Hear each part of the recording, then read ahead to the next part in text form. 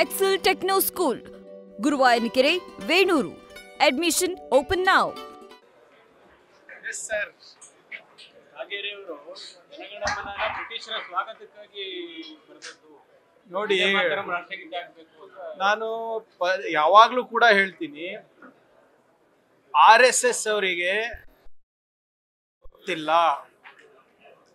ದಯವಿಟ್ಟು ನಾನು ಮನವಿ ಮಾಡ್ಕೊತಾ ಇದ್ದೀನಿ, ಎಲ್ಲ BJP ನಾಯಕರು, ಸ್ವಯಂ ಸೇವಕರು RSSನ ಏನು ಮ್ಯಾಗಝೀನ್ ಇದೆ ಆರ್ಗನೈಸರ್ ಅಂತ, ಅಲ್ಲಿ ಬರ್ದಿರುವಂತ ಲೇಖನಗಳನ್ನ ಓದ್ಬಿಡಿ ತಾವು. ಅವಾಗ ನಿಮ್ಗೆ ಗೊತ್ತಾಗುತ್ತೆ ಎಷ್ಟು ದೊಡ್ಡ ದೇಶದ್ರೋಹಿಗಳು.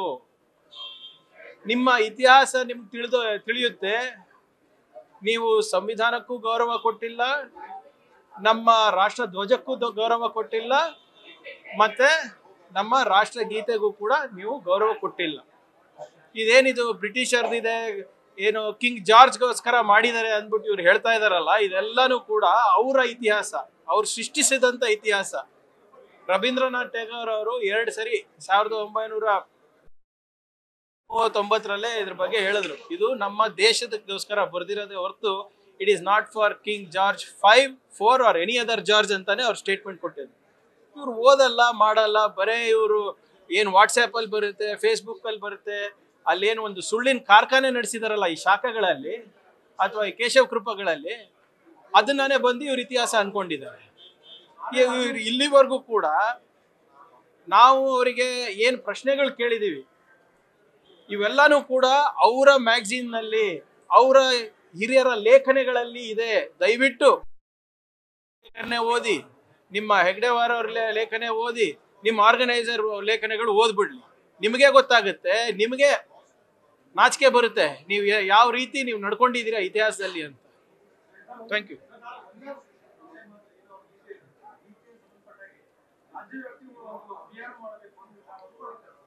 ಕೇಳಿಸಿಲ್ಲ ನೋಡಿ. ಅವಾಗ ಇತಿಹಾಸ ಒಂದೇ ಮಾತ್ರ ಮೇನಿದೆ. ಅವಾಗ ಸಾಕಷ್ಟು ಪ್ರೇರಿತರ ಆಗಿರೋದು ನಿಜ. ಯಾವಾಗ ಅದು ಒಂದೇ ಮಾತ್ರ ಮಾಡಿದ್ರು, ಅವಾಗ ನಿಮ್ಮ ವೆಸ್ಟ್ ಬೆಂಗಾಲ್ನಲ್ಲಿ ಆ ಒಂದು ಗೀತೆಯಿಂದ ಸಾಕಷ್ಟು ಜನ ಪ್ರೇರಿತರಾಗಿ ಯುವಕರು ಕೂಡ ಸ್ವಾತಂತ್ರ್ಯ ಹೋರಾಟಕ್ಕೆ ಧುಮುಕಿರೋದು ನಿಜ. ಅದಾದ್ಮೇಲೆ ಎಲ್ಲ ಯಾರು ಹೋರಾಟ ಮಾಡ್ತಾ ಇದ್ರು ಅವರೆಲ್ಲ ಕೂತಿ ತೀರ್ಮಾನ ಮಾಡಿದ್ರು, ಯಾವ್ದು ರಾಷ್ಟ್ರಗೀತೆ ಆಗ್ಬೇಕು, ಯಾವ್ದು ಬೇರೆ ತರ ರೀತಿ ಇರ್ಬೇಕು, ನಮ್ಮ ರಾಷ್ಟ್ರ ಧ್ವಜ ಹೇಗಿರ್ಬೇಕು, ಅಶೋಕ ಚಕ್ರ ಯಾಕೆ ಬರ್ಬೇಕು, ಬಣ್ಣ ಇರಬೇಕು, ಯಾಕೆ ಬಿಳಿ ಇರಬೇಕು, ಯಾಕೆ ಹಸಿರು ಇರಬೇಕು, ಅವೆಲ್ಲ ಚರ್ಚೆ ಆಗಿದೆ, ಇತಿಹಾಸ ಇದೆ. ಕಾನ್ಸ್ಟಿಟ್ಯೂಯೆಂಟ್ ಅಸೆಂಬ್ಲಿ ಡಿಬೇಟ್ಸ್ ಓದ್ಬಿಡಿ ಸರ್. ಕಾನ್ಸ್ಟಿಟ್ಯೂಯೆಂಟ್ ಅಸೆಂಬ್ಲಿನಲ್ಲಿ ಇದೆಲ್ಲಾನು ಚರ್ಚೆ ಆಗಿದೆ. ಯಾಕೆ ನಮ್ಮ ರಾಷ್ಟ್ರ ಧ್ವಜ ಹೀಗೆ ಯಾಕಿರ್ಬೇಕು, ನಮ್ಮ ಸಂವಿಧಾನ ಹೀಗೆ ಯಾಕೆ ನಾವು ಮಾಡ್ತಾ ಇದ್ದೀವಿ, ರಾಷ್ಟ್ರಗೀತೆ ಏನಿರಬೇಕು, ಯಾಕೆ ನಾವು ಪ್ರಾದೇಶಿಕ ಬೇಡಿಕೆಗಳಿಗೆ ನಾವು ಮಾನ್ಯತೆ ಕೊಡಬೇಕು, ಯಾಕೆ ನಾವು ಭಾಷೆ ಆಧಾರಿತ ಮೇಲೆ ನಾವು ಪುನರ್ವಿಂಗಡಣೆ ಆಗ್ಬೇಕಾಗಿತ್ತು, ಇವೆಲ್ಲನೂ ಕೂಡ ಚರ್ಚೆ ಆಗಿದೆ. ಇವರು ಅದೇ ಬಂದಿರೋದು ಪ್ರಾಬ್ಲಮ್.